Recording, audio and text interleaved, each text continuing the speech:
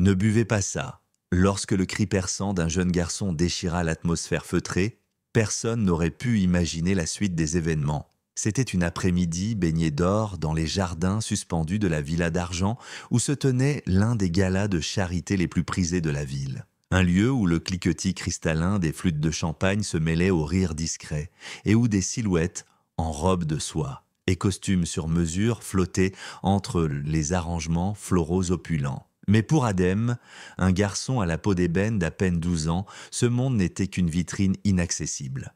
Vêtu d'un t-shirt usé jusqu'à la trame, il arpentait le béton brûlant du parking. Une caisse de bouteilles d'eau à la main, espérant vendre assez pour s'assurer un repas. Adem sentait sur lui le poids des regards des agents de sécurité, le traitant comme une ombre indésirable aux abords de ce paradis terrestre. Mais la faim est une force tenace, et sa détermination était plus forte que la peur. Alors qu'il longeait le périmètre de la fête, son regard fut captivé. De l'autre côté des haies parfaitement taillées, une femme commandait l'attention sans un mot. C'était Éléonore de Valois, une milliardaire connue autant pour sa philanthropie spectaculaire que pour son caractère réputé glacial et distant. Assise à une table d'honneur, elle semblait trôner, drapée dans une robe d'un noir profond qui faisait scintiller ses diamants comme des éclats de givre au soleil. Une coupe de vin blanc reposait devant elle tandis que la conversation autour de sa table coulait, fluide et respectueuse. Adem l'observait, fasciné, lorsqu'un homme élégant, au sourire affable mais aux yeux fuyants, s'approcha de la table d'Éléonore. Prétextant réajuster une serviette, son geste fut d'une rapidité déconcertante. Sa main survola la coupe de vin, un mouvement furtif, presque chorégraphié, mais qui déclencha un frisson d'alarme dans l'esprit du garçon. Adem plissa les yeux, le cœur battant, quelque chose clochait. Distraite, Éléonore n'avait rien vu. L'homme s'était déjà éclipsé, se fondant dans la foule avec une fluidité suspecte. Mais Adem ne le quittait pas des yeux. Un instinct primal, une certitude inexplicable lui hurlait d'agir. Au moment où la main d'Éléonore se tendit vers la coupe, Adem laissa tomber sa caisse dans un bruit sourd et s'élança à travers la pelouse. « Ne buvez pas ça, je vous en supplie, oh, ne le buvez pas !» La voix d'Adem déchira l'air comme un éclair. Le murmure des conversations cessa net. Tous les visages se tournèrent vers lui. Éléonore se figea, la coupe à quelques centimètres de ses lèvres. Son regard un mélange de stupeur et de froide irritation face à ce garçon débraillé et essoufflé qui venait de troubler sa quiétude, qui a laissé entrer cet enfant lancer un invité avec un mépris non dissimulé. Un agent de sécurité se dirigeait déjà vers Adem, mais le garçon tint bon, les yeux fixés sur la milliardaire. « Madame, je vous en prie, je l'ai vu. Il a mis quelque chose dans votre verre. Je vous le jure. » Sa voix tremblait, mais ne fléchissait pas. Le silence qui s'ensuivit était aussi lourd qu'un drap de plomb. Éléonore dévisagea Adem cherchant à déceler la folie ou le mensonge. L'agent attrapa le bras du garçon, mais celui-ci ne scia pas. Son regard implorant rivé sur Éléonore. « Je sais que personne ne va me croire parce que je ne suis qu'un gamin des rues, » dit-il, sa voix gagnant en fermeté malgré la peur, mais je ne pouvais pas me taire. J'ai vu ce qu'il a fait. Éléonore, visiblement troublée, reposa lentement la coupe sur la table. « Lâchez-le » ordonna T.L. d'un ton qui n'admettait aucune réplique. L'agent obtempéra, hésitant. Elle se tourna vers Adem, les bras croisés. « Très bien, jeune homme, tu dis avoir vu quelque chose ?» Qui Adem pointa une direction vague. « C'était lui, le grand homme en costume gris.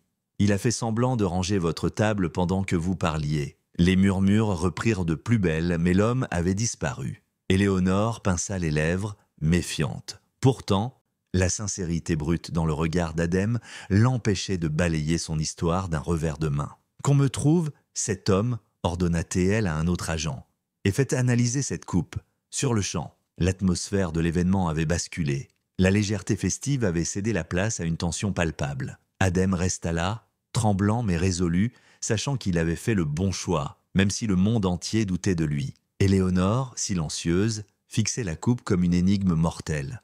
Et pour la première fois, son regard sur le jeune garçon n'était plus celui qu'on pose sur un intrus, mais sur quelqu'un qui méritait peut-être d'être écouté. Éléonore observait le visage d'Adem avec une intensité qui le faisait se sentir encore plus petit. L'agent de sécurité revint secouant la tête. « Il est parti, madame, introuvable. » La milliardaire fronça les sourcils, son regard retournant à la coupe. Le souvenir de l'urgence paniquée dans les yeux du garçon la tourmentait.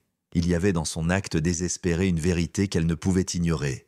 Faites venir un expert. Maintenant, sa voix fit taire les chuchotements alentour, et que personne ne quitte cette propriété avant que ce ne soit tiré au clair. Quelques minutes, qui parurent une éternité, s'écoulèrent. Un chimiste, dépêché par l'équipe d'Éléonore, arriva avec une mallette de test. Sous le regard de tous, il préleva un échantillon. Adem se tenait près de la table, sa vieille caisse de bouteilles serrée contre lui comme un bouclier. Enfin, le chimiste releva la tête, son expression grave. « Madame de Valois, il y a bien une substance toxique à action rapide dans cette boisson. Je ne peux pas encore l'identifier précisément, mais c'est une certitude. Vous ne devriez pas être là pour entendre mon rapport. » L'impact de ces paroles fut celui d'une déflagration silencieuse. Un souffle collectif parcourut l'assemblée. Éléonore se leva lentement, son visage impénétrable, ses lèvres formant une ligne dure. « Appelez la police !» ordonna TL à son chef de la sécurité. Puis, elle se tourna vers Adem. Il y avait une nouvelle lueur dans ses yeux, un mélange de respect et d'une insondable curiosité. « Tu as vraiment vu ce qui s'est passé ?» demanda TL, sa voix plus douce mais toujours chargée d'autorité. Adem hocha la tête avec ferveur. « Oui, madame !» Il pensait que personne ne le regardait. « Mais moi, je l'ai vu. » « Pourquoi ?» demanda Éléonore. « Pourquoi prendre ce risque? Tu aurais pu t'en aller. Éviter tous ces ennuis. » Adem hésita, son regard se perdant un instant, parce que, si c'était ma petite sœur assise là, à cette table, j'aimerais que quelqu'un ait le courage de faire quelque chose pour elle. Le silence tomba à nouveau, plus profond encore. Alors que les sirènes se rapprochaient, Éléonore de Valois, la femme qui avait tout, comprit qu'elle venait de recevoir une leçon d'humanité de la part d'un garçon qui n'avait rien. L'arrivée de la police transforma le gala en une scène d'enquête. Grâce aux descriptions précises d'Adem et aux images des caméras de surveillance, le suspect fut rapidement identifié et appréhendé alors qu'il tentait de se fondre parmi le personnel. C'était un rival en affaires, rongé par la jalousie. Tandis que le tumulte retombait, Éléonore se tourna vers Adem. Son masque de froideur s'était fissuré, laissant place à une émotion sincère. Elle posa une main sur son épaule.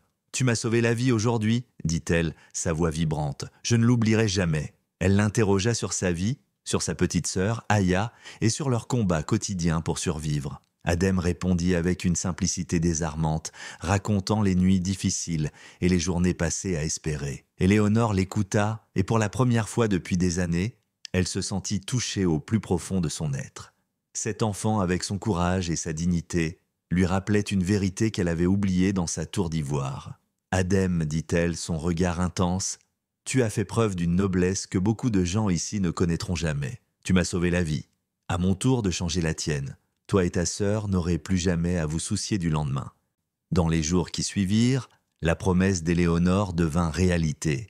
Adem et Aya quittèrent leur abri précaire pour un appartement chaleureux et lumineux. Aya, dont l'asthme était aggravé par leur ancienne vie, reçut les meilleurs soins médicaux. Mais Éléonore ne s'arrêta pas là. Un matin, elle arriva avec un uniforme impeccable de l'Académie Saint-Michel, l'une des écoles les plus prestigieuses du pays. « C'est ta prochaine étape », dit-elle à un Adem stupéfait. « Ton courage a prouvé que tu avais un cœur immense. Ta vivacité d'esprit a prouvé que tu avais l'intelligence. Je ne fais que te donner les outils pour construire ton avenir. » Les débuts furent un défi. Adem se sentait comme un étranger dans ce monde de privilèges. Mais la même détermination qui l'avait poussé à vendre de l'eau dans la rue le propulsa au sommet de sa classe. Éléonore devint plus qu'une bienfaitrice. Elle fut son mentor, sa guide, une présence constante dans sa vie. Des années plus tard, un jeune homme élégant et éloquent monta sur la scène d'une conférence internationale sur la justice sociale. C'était Adem. Il raconta son histoire, non pas comme une tragédie, mais comme un témoignage du pouvoir d'un seul acte de bravoure et de compassion. « Mon histoire nous rappelle, déclara-t-il, il a une foule captivée, que le héros n'est pas toujours celui que l'on attend. Parfois, il suffit d'un regard, d'une voix qui s'élève quand tout le monde se tait pour changer le cours d'une vie. » Dans le public, Éléonore de Valois souriait, des larmes de fierté brillant dans ses yeux. En sauvant ce jeune garçon, elle avait, sans le savoir, sauvé une part d'elle-même. Si ce récit a trouvé un écho en vous, partagez-le, car les gestes de bonté, même les plus petits, peuvent créer des ondes de changement qui se propagent bien au-delà de ce que nous pouvons imaginer. Et n'oubliez pas de vous abonner pour découvrir d'autres histoires qui, nous l'espérons, vous inspireront. À bientôt